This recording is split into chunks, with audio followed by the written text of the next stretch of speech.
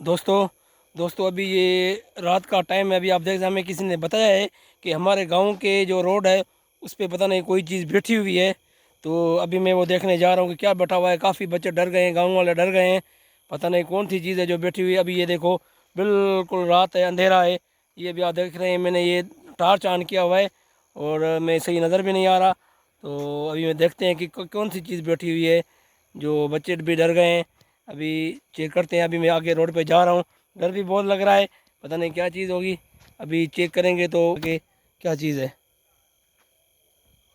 ओह, ओ भाई साहब, भाई साहब, भाई साहब, ये क्या है? क्या है? क्या है ये भाई साहब? ओए, ओए मेरी तरफ आ रहा है। ओए भागो, ओए भागो, भागो। ये क्या चीज़ है भाई? भाई, ओए भाई, ये क्या चीज़ है? क्या चीज़ है भाई? ये कौन सा आदमी है भाई?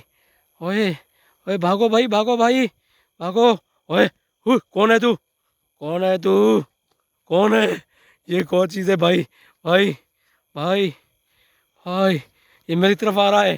भाई, भाई वो देखो मेरी तरफ आ रहा है, जल्दी जल्दी आ रहा है। मैं तो पीछे भाग रहा हूँ भाई। पता नहीं क्या चीज़ है भाई। भाई खतरनाक चीज़ कोई दिखाई दे रही है भाई, मैं तो भाग रहा हूँ भाई साहब।